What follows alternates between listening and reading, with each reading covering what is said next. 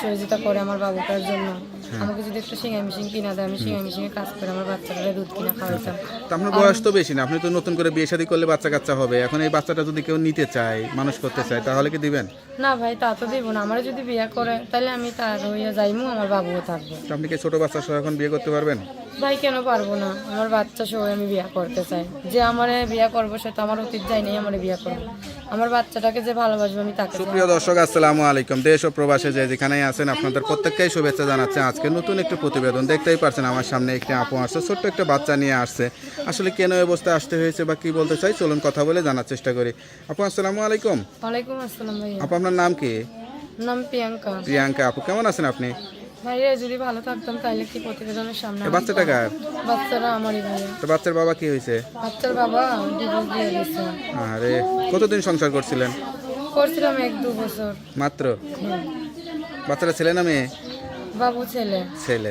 তো এখন বাচ্চা সহ কি মা বাবার সাথে আছেন নাকি একা একা আছেন? মা নাই, বাবা আছে। বাবাটার বয়স হয়েছে, বাবাটা কাজ কাম করতে পারে না। আচ্ছা আগে রিক্সা চালাইতো বাবা, এখন ভিক্ষা করতে চলে যায়। আচ্ছা আচ্ছা। বাচ্চাটা বুকের দুধ পায় না ভাই, জন্ম থেকেই বাবুটারে টাকার জন্য দুধ কিনা খাওয়াইতে পারি না, শুধু কান্না করে। আচ্ছা তার জন্য প্রতিবেদনের সামনে আসছি। যদি কোনো ভাইয়েরা, কোনো বন্ধুরা আমার কিছু হেল্প সহযোগিতা করে আমার বাবুটার জন্য, আমাকে যদি একটা সিঙ্গাই মেশিন কিনা দেয়, আমি সিঙ্গাই মেশিনে কাজ করে আমার বাচ্চাটাকে দুধ কিনা খাওয়াইতাম। তো আপনার বয়স তো বেশি না, আপনি তো নতুন করে বিয়ে শাদী করলে বাচ্চা কাচ্চা হবে। এখন এই বাচ্চাটা যদি কেউ নিতে চায়, মানুষ করতে চায়, তাহলে কি দিবেন? না ভাই, তা তো দিব না। আমার যদি বিয়ে করে তাহলে আমি তার হইয়া যাইমু, আমার বাবুও থাকবে। তো আপনি কি ছোট বাচ্চা সহ এখন বিয়ে করতে পারবেন? ভাই কেন পারবো না? আমার বাচ্চা সহ আমি বিয়ে করতে চাই। যে আমার বিয়ে করবো সে তো আমার অতীত যাই নাই, আমার বিয়ে করবো। আমার বাচ্চাটাকে যে ভালোবাসবো আমি তাকে, যে আমাকে ভালোবাসা লাগবো না। আমার বাচ্চাটাকে যে খাওয়াইতে পারে। চেহারাটা দেখাচ্ছেন না কেন? মুখটা দেখালে সমস্যাটা কি? ভাইয়া মুখটা দেখাবো না কেন? মুখ দেখাবো, যে আমাকে বিয়ে করবে সেই মুখটা দেখবে। আমি চাই না 10 জনের সামনে যাইতে, তার জন্য মুখটা দেখে আসছি। মানে মুখটা এখন কাউকে দেখাতে চাচ্ছেন না? না ভাইয়া, মুখটা দেখাতে চাচ্ছি না। যে আমাকে বিয়ে করবে সে সাক্ষাতে এসে দেখা করবে ভাই, দেখা কইরা পছন্দ হইলে বিয়ে করবে, পছন্দ না হইলে না বিয়ে করলো। আচ্ছা। আমার বাবুটার জন্য যদি মানুষের কিছু হেল্প সহযোগিতা করে, আমার বাচ্চাটা বুকের দুধ পায় না, তুলা দুধ খাওয়াইয়া রাখতে হয়, টাকার জন্য ঠিক মতো খাওয়াইতে পারি না। তো যাই হোক, আপনার কষ্টের কথা যদি শুনে কেউ যদি যোগাযোগ করতে চায়, নাম্বারটা তো দেওয়া যাবে। হ্যাঁ ভাইয়া, নাম্বারটা দেওয়া নাম্বারটা লাগবে। মুখস্থ আছে? না ভাইয়া, নাম্বারটা নাম্বারটা আমার কাছে দেন, আমি দেখে বলে দিই। হ্যালো ভাইয়া, শুনতে পারলেন এক অসহায় গরিব পরিবারের একটি মেয়ের জীবনের গল্প। সত্যিকার একটা জীবন সঙ্গী চাই।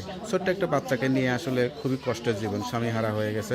সব জেনে বুঝে কেউ যদি যোগাযোগ করতে চান এই নাম্বারে যোগাযোগ করবেন। তার নাম্বারটি হচ্ছে 01789309696। নাম্বারটা খোলা থাকে তো?